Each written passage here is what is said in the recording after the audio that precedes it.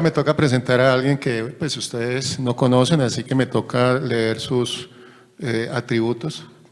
Pero no, yo ya le recordé a él un atributo cuando llegó, que fue uno de los 3 mosqueteros de Azimbir.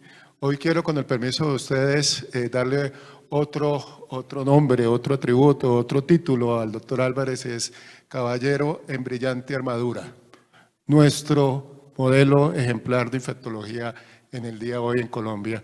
Así que, Carlos, bienvenido. Nos va a hablar sobre el balance de la pandemia de COVID en Colombia durante 2 años. Muchas gracias a ustedes, ya me estoy yendo entonces. Gracias. Un abrazo y muchas gracias. Bueno, nuestro caballero de brillante armadura. Muchas gracias, Ernesto, por todas esas palabras y frases. A todos, muy buenas noches. Es un placer y un honor estar siempre acá con ASIN y Azimbir, específicamente por lo que ya comentó Ernesto.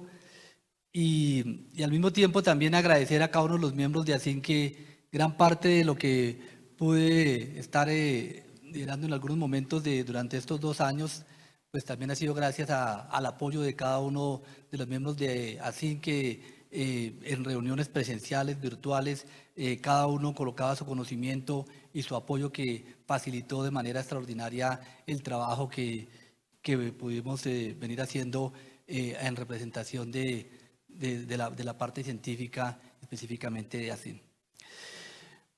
Bueno, voy a entrar en materia para poder cumplir los 30 minutos, como dice Ernesto, cumplir el horario. Y aquí pues básicamente, aunque la presentación son de los 2 años de Colombia, sí permítame mostrar 3 o 4 diapositivas sobre lo que pudo ser y lo que ha pasado en la pandemia, a mi modo de ver, de forma importante. La primera es que rápidamente vimos cómo una descripción del 31 de diciembre hizo que rápidamente, en 11 días, se pudiera decir que esa enfermedad era causada por un SARS-CoV y que se le colocó el apellido de 2 porque venía con un 98% de relación con el SARS-CoV-1. Y esto es importantísimo porque fíjense ustedes que normalmente en las otras enfermedades o en las otras epidemias nos hemos demorado como humanidad muchos años. Para tener en contexto, la peste nos demoramos 500 años en saber que era Yersinia pestis. La influenza, la gripe española, nos demoramos 31 años. Probablemente lo más cercano, que es el H1N1, nos demoramos 3 meses en saber exactamente qué era. Y aquí fue 11 días, y eso es gran parte del trabajo comunitario. Lo otro es que rápidamente nos familiarizamos con esta imagen tridimensional y empezamos a hablar todos de la espiga y de las características de la espiga y cómo era la conformación estructural y empezar rápidamente a saber la interrelación entre las proteínas de la espiga justamente con su receptor. En este caso, perdónenme, ¿qué pasa?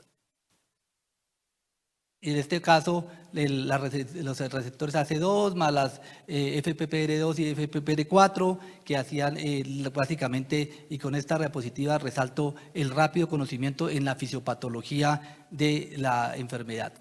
Pero probablemente ya 2 años después podemos resumir gran parte de lo que conocemos del SARS-CoV-2 y de su transmisión en esta diapositiva tomada de OMS y adaptada, en que básicamente, como muchos sabemos, en enfermedades infecciosas hay diferentes factores que hacen que se formen estas curvas epidémicas y probablemente estas curvas epidémicas pues pueden darse o son dadas por factores propios de la infección del virus, como tal su dinámica, su diseminación viral, la duración del periodo de contagio, la aparición de nuevas variantes, entre otras, factores propios del medio ambiente, la temperatura, la humedad, y probablemente aquí hay que resaltar en que aprendimos, a diferencia de lo que conocíamos hasta ahora, el papel fundamental de la ventilación y lo que jugaba la transmisión aérea, específicamente los virus respiratorios.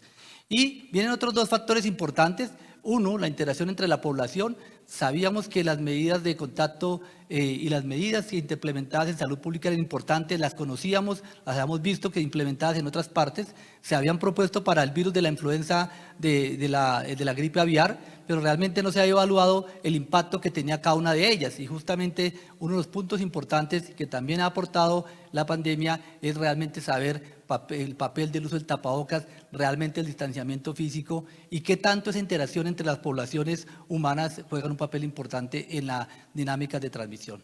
Y finalmente, lo que comúnmente se ha llamado la inmunidad de rebaño, que no es otra cosa que la inmunidad derivada de la infección natural, y la inmunidad es derivada de la vacunación, sumada a factores propios de la demografía que hacen que no es lo mismo esa inmunidad poblacional a unas poblaciones altamente hacinadas o poco hacinadas, o nada hacinadas, y eso hace una diferencia importante. Pero dicho esto, pues básicamente vemos que el resultado, por lo menos oficialmente, lo que sabemos es un número importante de personas que han fallecido, 6 millones, con un número importante de personas que se han contagiado, 500 millones, es decir, esos son datos oficiales, más obviamente todo lo que sabemos de casos que no están registrados oficialmente. Y también sabemos que dentro de esta aparición de la epidemia y luego pandemia, pues llevó a que justamente cada uno de los países pusieran en práctica gran parte de unas políticas de respuesta desde las medidas sanitarias, especialmente no farmacológicas, cuando no había vacunas, y básicamente ustedes ven acá cada una serie de restricciones que se fueron colocando en diferentes momentos en cada uno de los países, y que probablemente, dependiendo de cómo fue esa dinámica, pues vemos diferencias marcadas que probablemente vemos en los noticieros, cómo es la situación en China ahora, cómo fue en Japón, cómo fue en América Latina en el 2020 y ahora cómo es la situación en cada uno de estos continentes. Y quiero resaltar con esta diapositiva que dependiendo de las medidas que se fueron tomando, y hace que estas curvas de transmisión, esas curvas epidémicas tomaron unas alturas o unas pendientes diferentes, y es lo que vemos reflejado en estos datos de la OMS, donde muestra justamente cómo ha sido la dinámica y que claramente entre Europa y América pues han sido los continentes más afectados durante todos los diferentes curvas epidémicas. Acá ya entrando en el tema de Colombia, ven ustedes acá justamente en que definitivamente desde el primer momento en que se empieza a presentar el primer caso y luego se empiezan a tomarse una serie de medidas, que ven ustedes acá, casi todo el mundo habla siempre del confinamiento, pero vean ustedes que no solamente fue el confinamiento, sino también otro tipo de medidas que ahora nos parecen lejanas, pero el cierre de fronteras, de colegios, de eventos masivos, la protección del adulto mayor, y luego sí el inicio del aislamiento obligatorio estricto, que en realidad en Colombia fueron 3 semanas, luego empieza un aislamiento que se cambia por lo menos durante 2 o 3 meses, finalmente cambia nuevamente el aislamiento, que es lo que trato de mostrar en esta figura con diferentes tonalidades, y esto hace a su vez que se vean algunas curvas de mayor o menor intensidad basado en esas medidas no farmacológicas que finalmente desde este punto cambian también con la vacunación. Esto es importante porque dependiendo de estas medidas y el tiempo que duraron las medidas y el momento que se tomaron, hacen que esa curva epidémica pueda ser diferente. Recordemos que desde el primer momento, cuando se empezaron a plantear estas medidas no farmacológicas, no eran para evitar que llegara el virus, sino sencillamente era para correr esa curva epidémica y que no fuera tan grande esa curva epidémica. Y esto básicamente creo que es parte de lo que se logró. Probablemente vamos a ver más adelante qué hubiera pasado si no se hubieran tomado medidas y qué pasa cuando se corren estas medidas, que es parte de lo que podemos plantear del manejo en Colombia. Obviamente, pues no solamente son las medidas que toman los gobiernos nacionales o locales, sino también las mismas connotaciones y el cambio de comportamiento de la población general. Creo que esta diapositiva habla por sí sola, no tengo que comentarla en este escenario, pero básicamente también muestra que gran parte de lo que ocurre también es las mismas dinámicas de la población. Y podríamos decir que en ese mismo escenario habría unos 3 o 4 diapositivas o indicadores que podrían marcar qué ha pasado con la pandemia. Una primera es el número de casos que se han presentado por 1.000.000 de habitantes. Cada uno de estos indicadores tiene algún sesgo y es importante que lo tengamos presente. Por ejemplo, en el caso de la incidencia, ese sesgo va a depender del número de pruebas que haya tenido el país o que haya hecho el país. Entre menos pruebas haya hecho el país, diagnósticas, pues la incidencia va a ser menor. Y eso puede ocurrir en lo que vemos acá, por ejemplo, el caso de Colombia, como nos lo comparamos con México, en el cual ustedes ven acá un número importante de casos en México en Colombia comparado con México, y muchísimo más en Francia, que es uno de los países que más ha utilizado la estrategia de pruebas diagnósticas. Y justamente aquí también está ajustada a 1.000.000 de habitantes, que nos permite también orientar realmente el tamaño de cada población, de cada país. Pero este es otro que es bien importante, que es probablemente uno de los más claves, que es las muertes confirmadas por COVID por 1.000.000 de habitantes. Y en este sentido también pues vamos a ver que es un indicador mucho más fuerte porque la muerte per se es uno de los indicadores demográficos mejor registrados, por lo menos en la mayoría de los países. Probablemente África tiene una dificultad en este tema, pero en la mayoría de países puede darnos el reflejo de lo que está pasando. Para el día de ayer o de antier, pues realmente vemos cómo esta es la situación ajustado a el tamaño de la población, 2.822 para el caso de Argentina por millón de habitantes, 3.000 para Brasil, 2.727 Colombia, 2.340 Estados Unidos, 2.996 México, y ven ustedes acá desafortunadamente un número extremadamente alto que es la situación de Perú. Sin embargo, este número también se puede ver afectado por el diagnóstico. Si yo no diagnostico, pues tampoco voy a confirmar muertes, y por eso hace que las tasas de la letalidad pueden ser castigadas.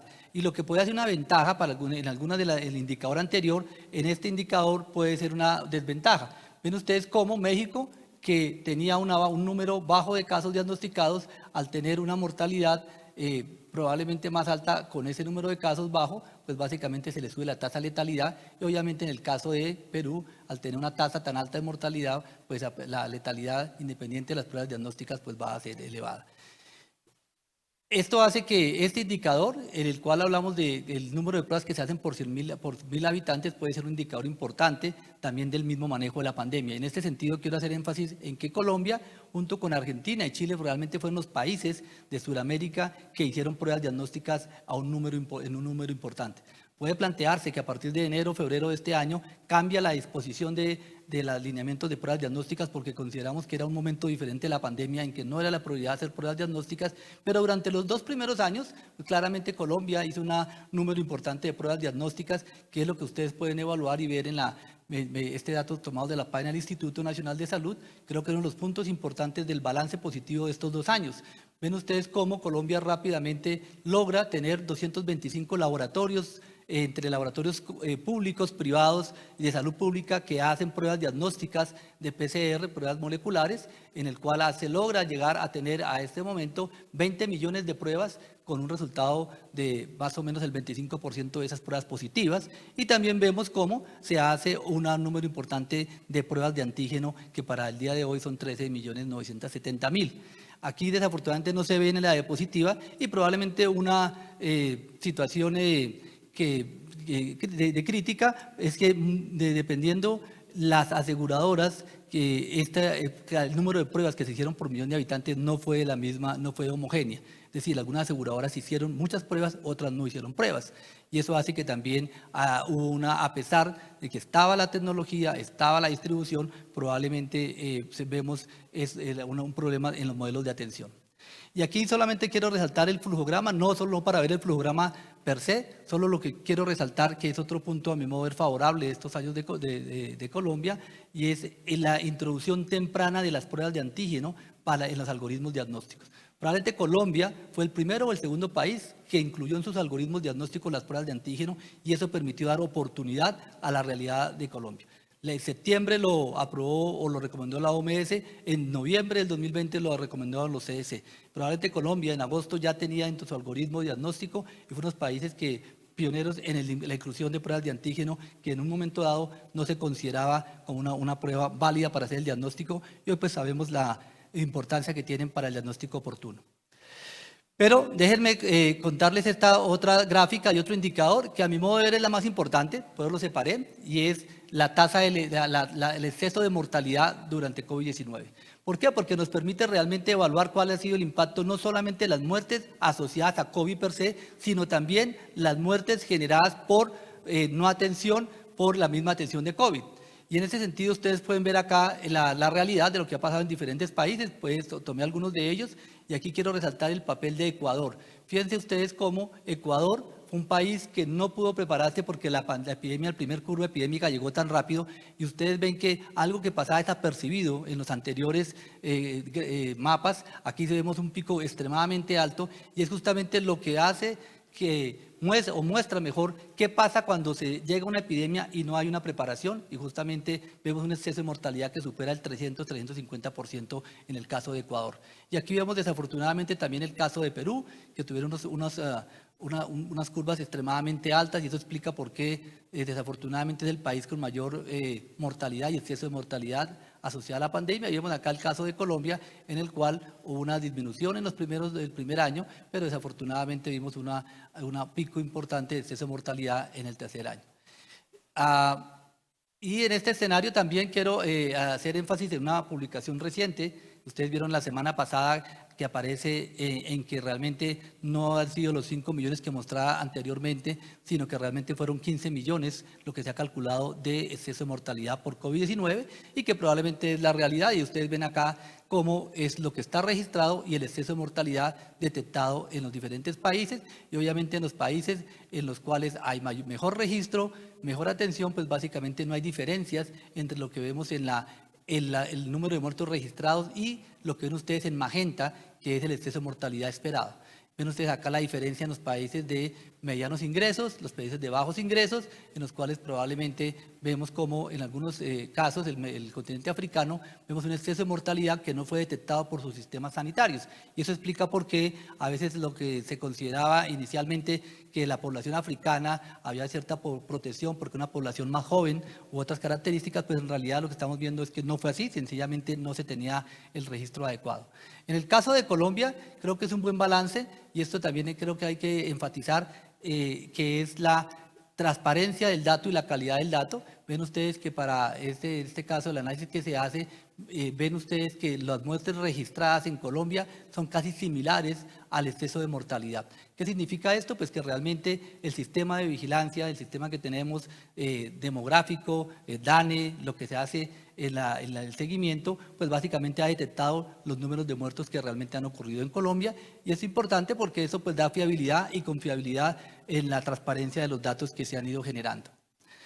Ahora bien, cambiando de tercio, pasamos a otros los indicadores importantes, y es en medicamentos. Realmente en medicamentos en estos 2 años pues es muy poco lo que se ha podido aportar para tratamiento, especialmente en pacientes hospitalizados. Y aquí ven ustedes que la mayoría de estas tablas, de todo el listado de medicamentos que se han probado, se han tratado de utilizar para COVID-19, la mayoría son negros, que significan en que no han mostrado ninguna utilidad. Solamente ven algunos verdes en los cuales pueden encontrarse medicamentos que han tenido utilidad o que han mostrado utilidad para pacientes hospitalizados o pacientes ambulatorios, pero realmente son muy pocos hasta ahora. Y esa es una deuda que todavía se tiene en el manejo de la pandemia. Quiero resaltar en Colombia que uno de los puntos importantes es que Colombia ha participado de forma activa en la producción científica y en el conocimiento de nuevos medicamentos.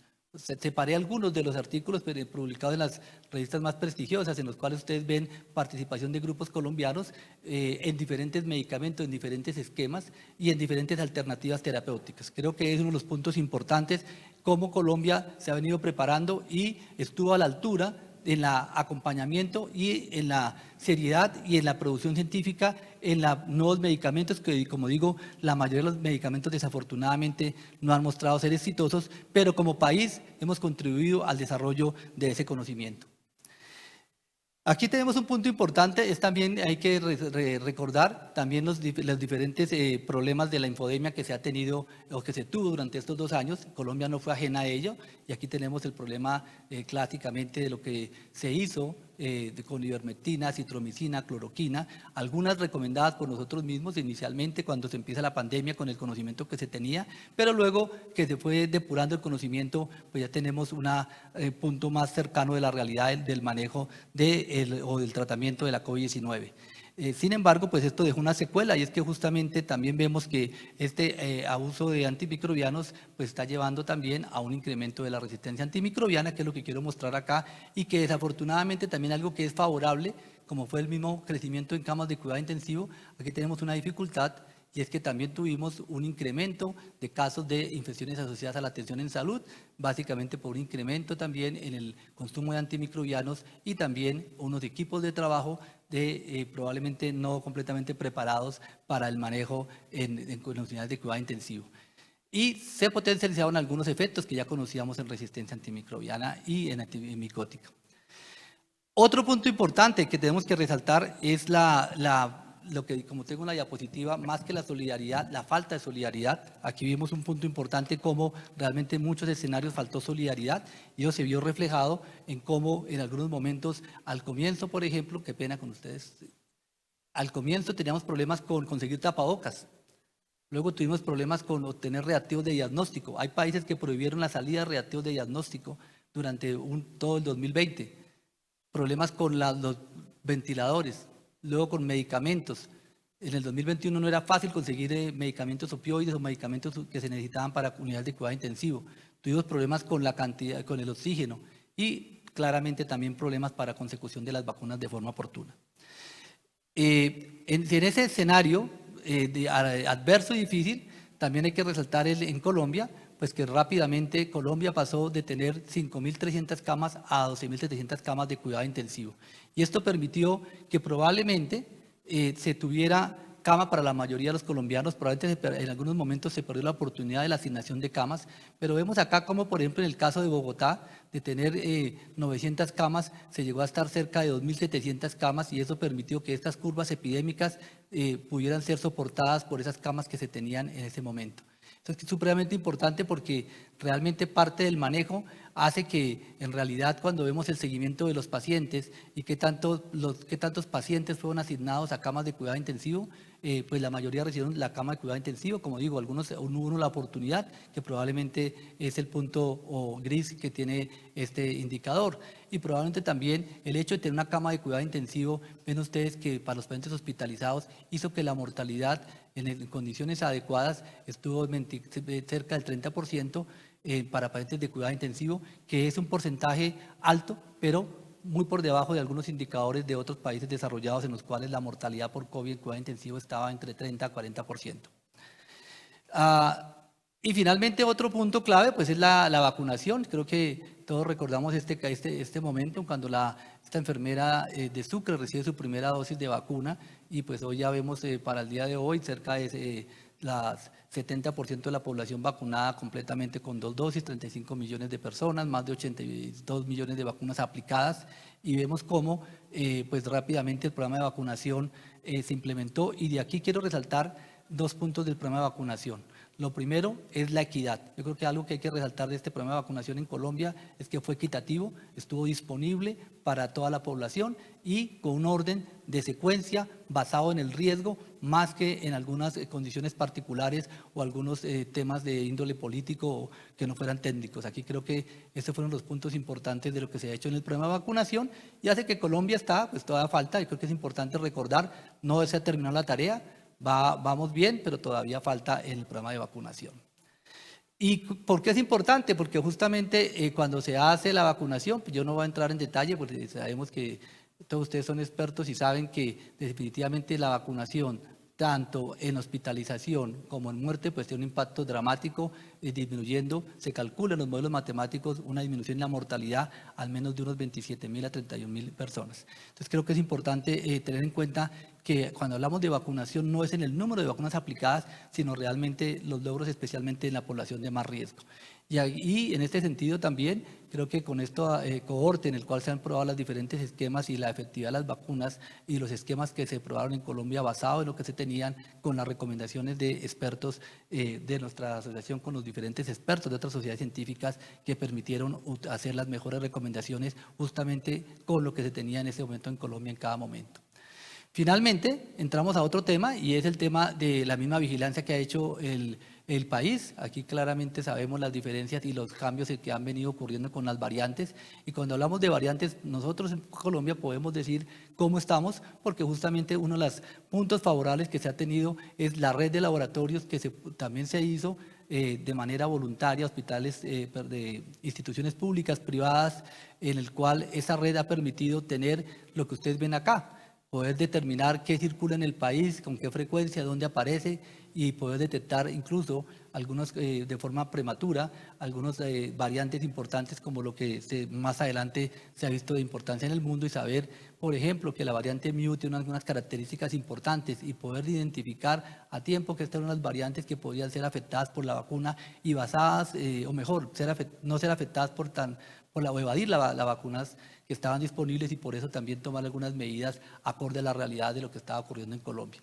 Entonces creo que es importante tener en cuenta que esta vigilancia, tanto la vigilancia epidemiológica, pero también la vigilancia genómica, en el cual entró el país de una forma importante, con el aporte de todos, logró mostrar y ha seguido mostrando la importancia de mantenerla en el tiempo.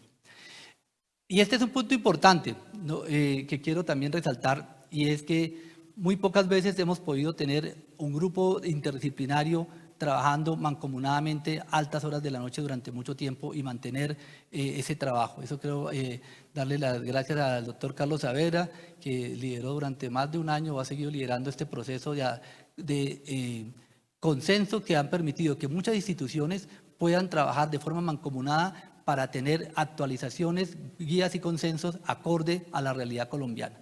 Este consenso llevó a tener muchas recomendaciones que claramente, trabajando también en la misma línea con el gobierno, con el Ministerio de Salud, fueron rápidamente adoptadas y se siguen adoptando, y se logró una metodología de trabajo que ha sido bastante exitosa a mi modo de ver, que ha permitido lograr mejorar y oportunamente el manejo de la pandemia. Vemos acá una cantidad de publicaciones. Creo que acá es importante cuando vemos que esas guías no son solo importantes porque se han hecho, sino también porque han mostrado que cambian el paradigma en el manejo de la atención. Es decir, se logra una implementación de las recomendaciones que se hacen en las diferentes guías. Y eso es importante porque no solamente es hacer la guía, sino que al final haya una implementación y una adherencia a esas mismas recomendaciones que se han hecho de forma importante en el país. Creo que empezamos acá, el primer año, el primer semestre del 2020, luego nos pensábamos que estábamos acá para el segundo semestre, pero en realidad no estábamos acá, estábamos más acá, y ya vemos que afortunadamente para este 2022 estamos mucho más acá, en el cual hay muchas personas que están protegidas, con unas dudas todavía, en el cual no sabemos cuánto dura la inmunidad, cuánto tiempo hay que volver a vacunar, cuál es la posibilidad que aparezca una nueva curva epidémica.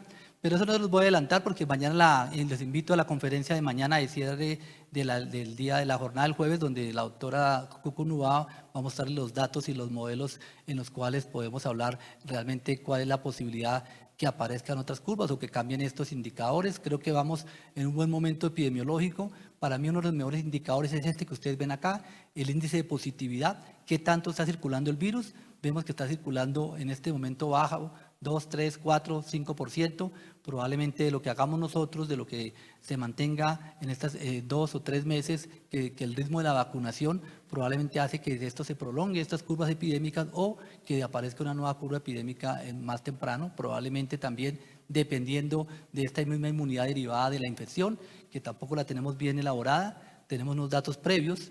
Este es datos del 2020, en el cual ya se hablaba de una seroprevalencia en Colombia que estaba en promedio o por encima del 25%, 30%, y que probablemente un año después, o año y medio después, pues esta cifra debe ser mucho más elevada. Lo que no sabemos es que esa inmunidad natural o la inmunidad de las vacunas o la inmunidad híbrida, qué tanto persiste en el tiempo. Por ahora la buena noticia es que esa inmunidad para las complicaciones graves sí permanece en el tiempo. Para las posibilidad de contagiarnos no parece, y por eso la necesidad de hacer refuerzos en las poblaciones mayores de 50 años. Ya para terminar, solamente 3 diapositivas. Otro punto importante de lo que ha pasado y lo que va a seguir pasando es la situación no asociado directamente a COVID, pero sí a consecuencia del COVID. Y es lo que ustedes pueden ver acá, el incremento de los trastornos depresivos mayores que se han visto especialmente en este periodo de pandemia. Vemos también la ansiedad generada por la misma pandemia, que se ha incrementado una prevalencia que ha aumentado 20 o 30%. También vemos la posibilidad de lo que estamos viendo en este momento, por ejemplo, la circulación de otros virus respiratorios con unos picos epidémicos y una verdadera pico respiratorio causado probablemente por virus no COVID, no SARS-CoV-2, perdón, y causados por otros virus como lo que estamos viendo en este momento en el país. Y algo que también los invito mañana a la conferencia, en el cual vamos a profundizar sobre el tema del síndrome post-COVID. Probablemente no es el 9%, pero tampoco es 1%. Probablemente tenemos una incidencia en el cual vamos a tener que tener presente de las consecuencias que puede tener el síndrome post-COVID en un futuro. ¿De qué dependen las curvas? La van a ver mañana. y creo que con esta diapositiva termino y para poder cumplir con el tiempo. Creo que también los invito a este editorial en el cual plasmo parte de lo que les comenté hoy en esta conferencia y de pronto algunos aspectos fundamentales también que considero como un balance y lecciones aprendidas de lo que ha sido los primeros 2 años de la pandemia de COVID-19. Gracias.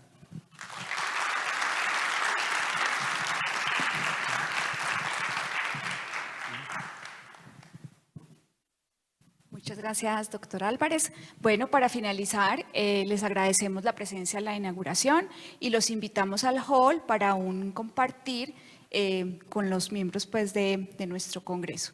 Muchas gracias nuevamente, feliz noche y los esperamos mañana en las conferencias muy temprano.